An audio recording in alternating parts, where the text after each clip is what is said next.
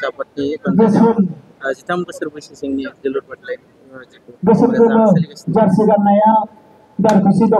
तामुलपुर जिल्ला दुलाराय बर' फरायसा आफादा 13 बोसोर बैसोसिमनि जे थामथि खेब बादायलायनाय बिथांमोना सानसेनि हाबाफारिजों जिल्लानि सिङाव थानाय गासै मोन 8 दखरा आफादखौ लानानै बिथांमोना बादायहोदों आरो दा बादायनाया सोलिगासिनो दं। दसे उनाव फाइनाला जागोन आरो जोबोद मोजां मोनदों फैनानै आरो जों दुलाराय बर' फरायसा आफादा सानो 13 बोसोर बैसो सिंनि जि जोलुर बादायलायनाय होनाय बेनि गेजेरजोंनो जोंनि गामि गफायाव थानाय जायफोर खुदियाफोर जायफोरा जोनोमनिफ्रायनो फुटबल गेलेनायखौ रोंखायो बिथांमोननो जुदि जोङो मोनसे प्लेटफर्म होनो हायोब्ला मन्च होनो हायोब्ला बिथांमोनखौ फुटबल गेलेनायनि गेजेरजों जोङो बिथांमोननि आथिङाव गावबा गाव गसंनायजों लोगोसे बर' माहारिखौबो जोङो नेशनेल इन्टारनेशनेल लेभेलाव जोङो बर' हारिखौ जोङो मिथिसार होनो हागोन बे थांखिजों जों दुलाराय बर' फरायसा आफादा 13 बोसोर बैसोसिमनि जि जोलुर बादायलायनाय बेखौ जोङो बादायहोबाय थादों आरो देग्लाय मिरु आफादा 4थि खेब जागोन। जिल्ला आफादफोरा बादायलायनायनि उनावनो जों बेखौ अक्ट'बर मासनिफ्राय जिल्ला मिरुआव जों बेखौ बादायनो थाखाय थांखि लानाय जादों। जिहेतु गेलेनाय बिथिंखौ नोजोर होआलासिनो गोबां जौगानायखौ नुनो बेनि सायाव जोंनि थांखियाव बेनो जे जों नुदों बे 4 बोसोर 5 बोसोराव जेब्ला मिरुआ जोलुर बादायलायनायखौ जों होनाय जादों जों गामि गफायाव थानाय गोबां जायगायावनो जोङो फुटबलनि फारसे जोंनि उन्दै उन्दै खुदियाफोरखौ जोङो गामि गफायाव गेलेनाय नुदों आरो जों सानो बे गेलेनायनि गेजेरजोंनो गथ'फ्रा आथिखालाव जों नुदों जायफ्रा स्कुलाव फरायनाय गथ'फोर दङ जायफ्रा कलेजाव फरायनाय गथ'फोर दङ मेनलि बर' गथ'फ्रा आरोखि माने जायखौ जों एन्टि ससियेल एलिमेन्ट्स होनो जायफोर समाजनि बेरेखा खामानिफोर जेरै ड्राग्स जानाय जुवा गेलेनाय मबाइलाव बायदिसिना गाज्रि जिनिस नायनाय बेफोरखौबो जों होबथानो हायो नामा बेखौ जों सानदों आरो जों दुलाराय बर' फिसाफोरा सानदों जोंनाव मोनसे तथ्य दङ 28% जोंनि बर' खुदियाफ्रा माने फरायनायखौ गारबोदों बै ड्रप आउट जादों बोसोर बोसोर ड्रप आउट जादों बेखौबो जों होबथानो हायो नामा बे मोनसे फुटबल गेलेनायनि गेजेरजोंनो जों दुलाराय बर' फरायसा आफादा सानदों आरो जोंहा मोनसे प्रेक्टिकेलि जों जाफुंनाय नुदों मानोना दुलाराय बर' फरायसा आफादा बड'फाया जि मोनसे सिमां नुदोंमोन गेरेमसा माहारि दानाय आरो बेखौ मोगथां महर जाफुंहोनो थाखायनो आथिखालनि दुलाराय बर' फरायसा आफादनि गोख्रों आफादगिरि दिपेन बर'नि दैदेननायाव 2024 मायथाइयाव जोङो बड'फा FC होननानै जों मोनसे फुटबल क्लाब दादोंमोन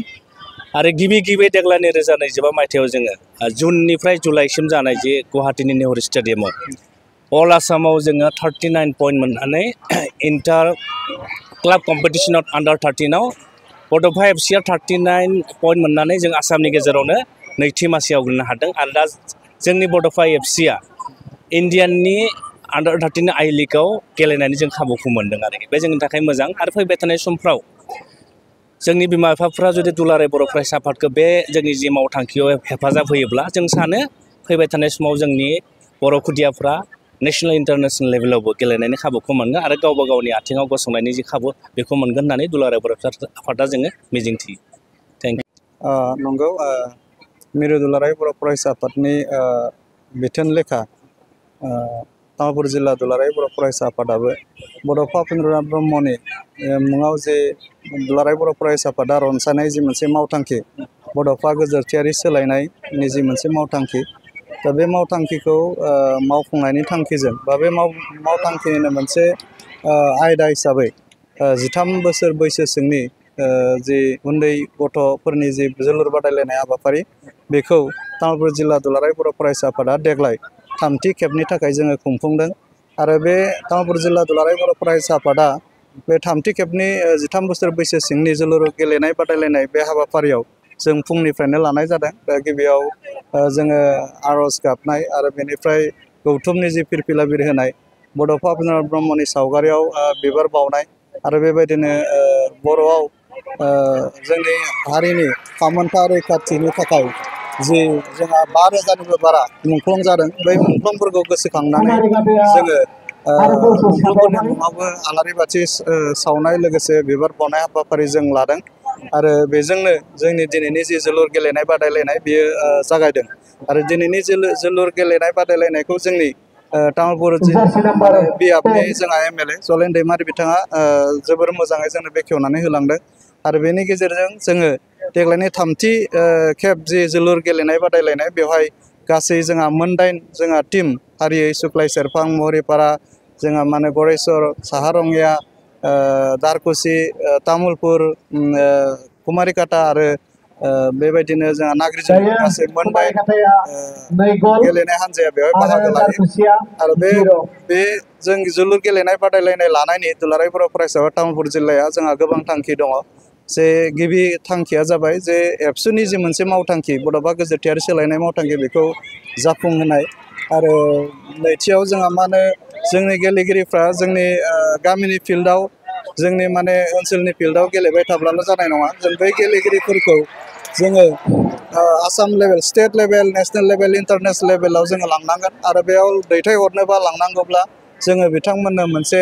स्टेजनि प्रयोजन जायो प्लेटफर्मनि प्रयोजन जायो दा बे प्लेटफर्मखौनो होनो थाखाय जोङो थांखि हिसाबै जों नैबे हाबाफारिखौ लादों आरो बेनि अनगायैबो जों बयबो मिथिखागौ जे आजिखालि गेलेनाया मोनसे माने केरियारनि अपसन जाबाय आरो बे केरियारनि जि मोनसे अपसन जाबाय गेलेनाया जों बेखौ जोंनि गथ' गथायफोरखौ तामुलपुर जिल्लानि सिङाव थानाय जोंनि लाइमोनफोरनो बा उन्दै गथ'फोरनो जोङो मिथिहोनो बुजिहोनो जोङो नाजादों बेबो मोनसे जोंनि थांखि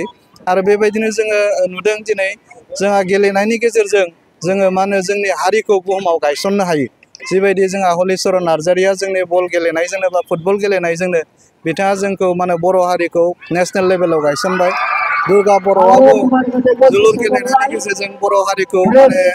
दिनै नेशनेल लेभेलाव गायसनबाय अंकुसिता बर' दिनै जमुना बर' बिथांमोना बक्सिंनि गेजेरजों बा गेलेनायनि गेजेरजों बर' हारिखौ दिनै मुलुग दरबाराव जोंनि बर' हारिखौ गायसनदों थिग बेबायदिनो जोलुर गेलेनायनि गेजेरजों जोंनाव जे जोंनि गथ'फोरनाव बर' हारिनि जोंनि गथ'फोरनाव जोंहा मा होनो जोंनि जोलुर गेलेनाया बे माने जोनोमनिफ्रायनो फैफानाय होनबाबो बे बांद्राय बुंनाय जाया जोलुर गेलेनायाव जोंनि गथ'फ्रा जोबोर रोंखा राखा आरो बे जोलुर गेलेनायनि गेजेरजों जोंनि माने बर' हारिखौ जोंहा बुहुमाव गायसननांगौनि थांखिजोंबो जोङो दिनै नैबे जोलुर गेलेलायनाय बादायलायनायखौ जोङो लादों आरो बिनि गेजेरजों जोङो तामुलपुर जिल्लानि सिङाव थानाय जोंनि इयुन जोलै जोंनि उन्दै उन्दै गथ' जायफोर जोंहा जोलुर गेलेनायखौ मोजां मोनो बिथांमोननो जोङो गावबा गाव दाफुंनायजों लोगोसे बर' हारिखौ बुहुमाव गेरेमसा महरै गायसननायनि जि मोनसे सिमां बड'फा उपेन्द्रनाथ ब्रह्मनि बर' हारिखौ बुहुमाव गेरेमसा हारि दानाय बेखौ मोगथां महर होनो थाखाय जोंबो तामुलपुर जिल्ला दुलाराय बर' फरायसा आफादा नाजादों।